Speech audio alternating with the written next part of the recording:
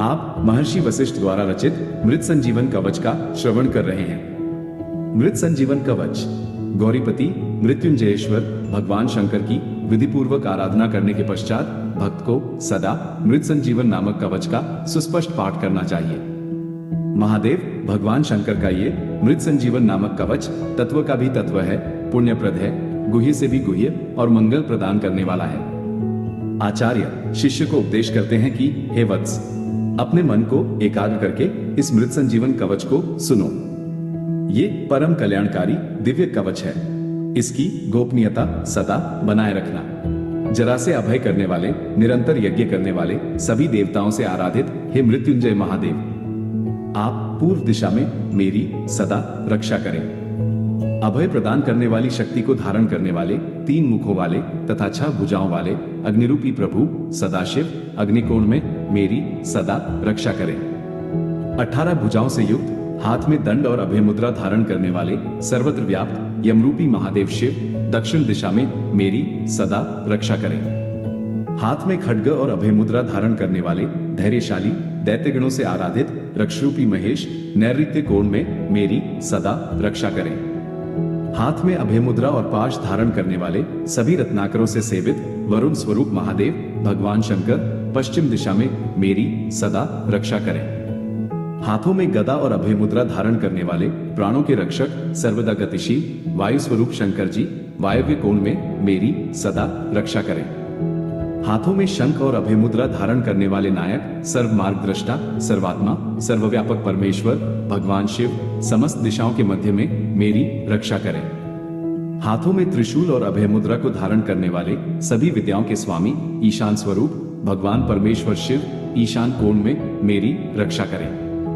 ब्रह्मरूपी शिव मेरे ऊर्ध्व भाग में तथा विश्वात्म स्वरूप शिव अधोभाग में मेरी सदा रक्षा करें। शंकर मेरे सिर की और चंद्रशेखर मेरे ललाट की रक्षा करें।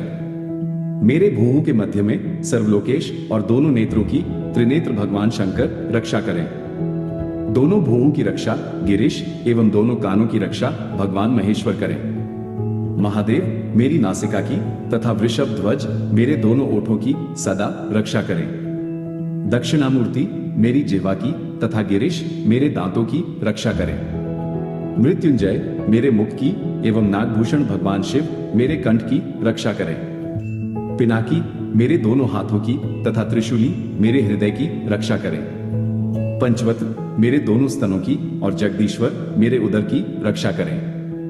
विरूपाक्ष नाभि की और पार्वतीपति पार्श्व भाग की रक्षा करें। गिरीश मेरे दोनों कटी भागों की तथा प्रमथादिप पृष्ठ भाग की रक्षा करें।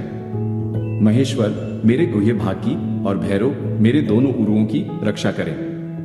जगतधर्ता मेरे दोनों घुटनों की, जगदम्बिका मेरे दोनों जंघाओं की तथा लोक वंदनीय सदाशिव निरंतर मेरे दोनों पैरों की रक्षा करें। गिरीश मेरी भार्या की रक्षा करें तथा भव मेरे पुत्रों की रक्षा करें। मृत्युंजय मेरे आयु की तथा गणनायक मेरे चित्त की रक्षा करें। कालों के काल सदाशिव मेरे सभी अंगों की रक्षा करें। हे वत्स, देवताओं के लिए भी दुर्लभ इस पवित्र कवच का वर्णन मैंने तुमसे किया है। महादेव जी ने मृत संजीवन नामक इस कवच को कहा है। इस कवच की सहस्र आवृत्ति को पुरश्चरण कहा गया है। जो अपने मन को एकाग्र करके नित्य इसका पाठ करता है, सुनता अथवा दूसरों को सुनाता है, वह अकाल मृत्यु को जीतकर पूर्ण आयु का उपभोग करता है।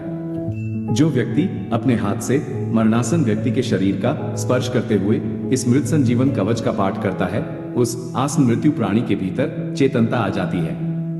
फिर उसे कभी आदि व्याधि नहीं होती।